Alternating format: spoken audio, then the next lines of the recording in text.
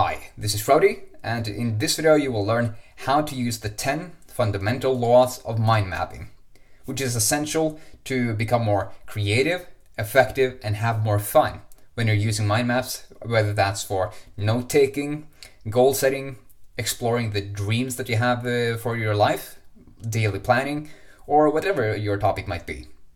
And I highly recommend that you watch my How to Mind Map video before you watch this one with the 10 laws, because in that video I explain the 10 the limits, of linear note-taking, the benefits of mind mapping, and the 7 basic steps you need to go through to create mind maps that you can use every single time you create them. So, knowing that, I hope you go to watch that video first, or if you have, well done. Now let's jump straight into the 10 fundamental laws of mind mapping. The first one is to have a paper size of A3, which is this size, a pretty big paper, it goes further down here, or an A4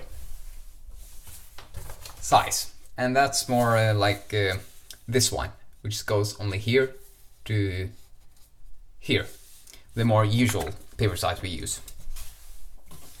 And the reason we want these sizes and not just small note card is because that frees up our mind to explore itself, since there are boundless connections that we can make just from one single word. Just take the word mind, then we can add map, then we can add from map, we can add location, we can add country, from country we can add citizens, etc. Our minds literally go into an infinite array of connections. So that's for the paper size, law 1. The second law is to create a central image for your subject, including at least 3 colors, so it stands out, like mind map right here, yellow, blue, and pink. That means that it's very clear that this is your central topic. The third law of mind mapping is to use many images, symbols, and codes for your mind mapping. Images you can see right here. Used laws to symbolize that. I created a hammer like that in the court. For steps I created a foot, which you can't see. And for our growth goals for the video I created on mind mapping, I created a tree and a goal. Goal thing. Here for the symbols, I also use many symbols like numbers, or small trophies, small stick figures, and such. For the codes, I use often, if I don't have any special use of the color representing the subject, then I just create green, red, blue, since green represents health to me, which is an important area of my life. The second is relationships, which is the second priority I have.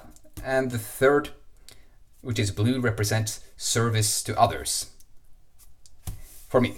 So whatever codes you use, you can have some fun with them. You can also use dimension, 2D or 3D.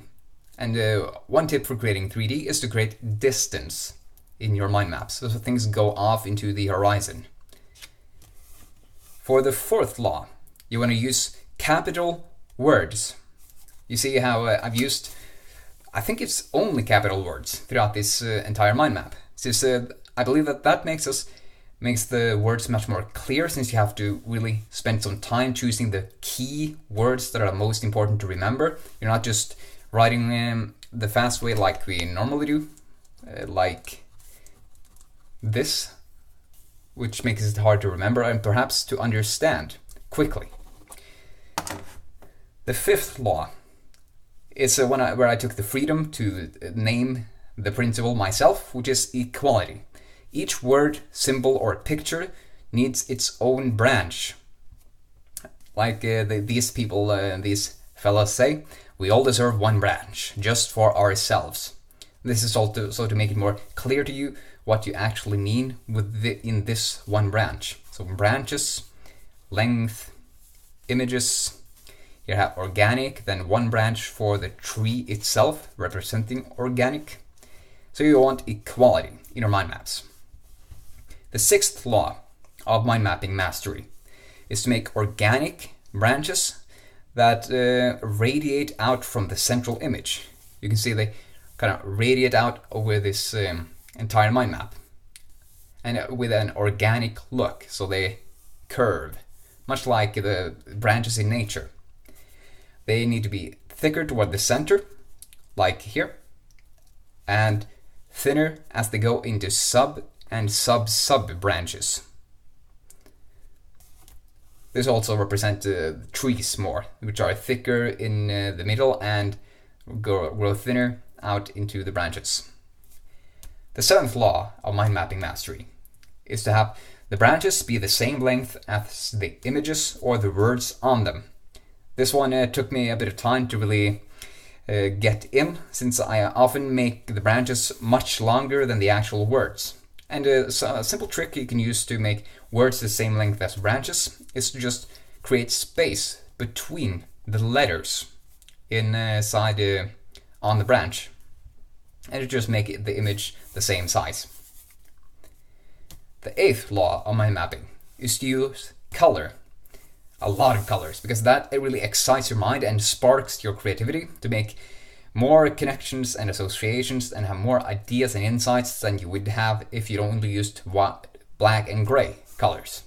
It's very obvious if you think about the way we actually learn from nature, being out in the real world and learning from our environment, knowing what colors of berries are poisonous and which ones we can eat, knowing how a bear looks and its colors and such.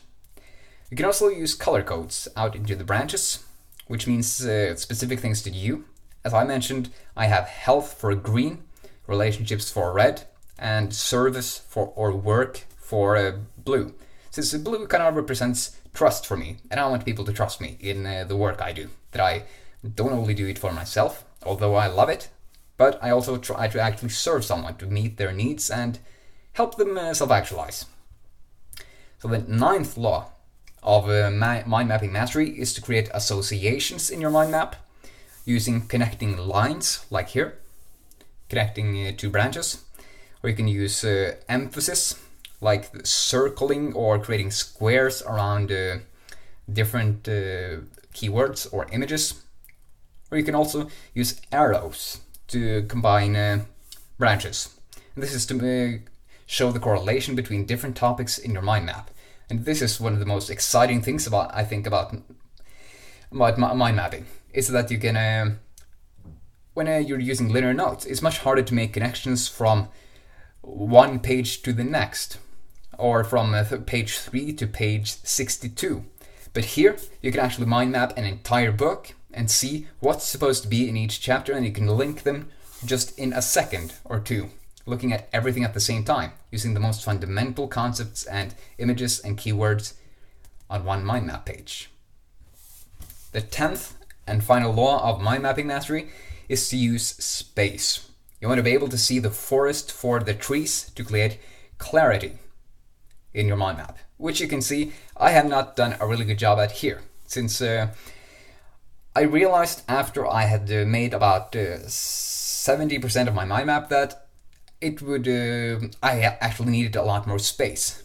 But here I kind of crammed everything all together, which makes it a little bit harder to understand and creates less room for images. But that's something that I can improve now that I'm aware of it. If I didn't know these laws, I wouldn't know that I could have improved it. So now, knowing these 10 laws, here is how you can become better at mind mapping.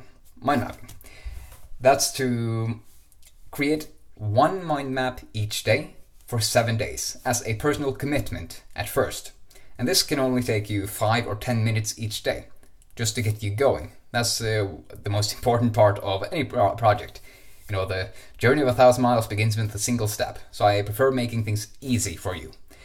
And during those 7 days, first you mind map whatever topic you have, whether you're using it to study your books, to prepare for lectures, to just make up dreams about what you want to achieve in life and the reasons why you want to achieve those things, or some daily plans only. You create that mind map first, then you look through each of the law and see whether you honored the law in your mind map. And when you find that you didn't honor a law, then say that that's okay, I can improve next time, instead of just beating yourself up. And when you did actually use the law, then pat yourself on the back. And what you will notice after doing this a couple of times is that as you are mind mapping, you don't even need to reference the laws. You will just know that, oh, I need to have 3 colors in my central image. It needs to represent the topic. Then you need to create main branches and sub-branches using images, symbols, color codes, etc. And this will become second nature. And that's when the fun begins in mind mapping. And that's when you become more creative, effective, and have much more fun in whatever you are doing. So I hope you liked this video on the 10 fundamental laws of mind mapping. And my question for you is, what's the one task that you're going to start using mind maps for? And have you made the commitment to check the laws 7 days in a row?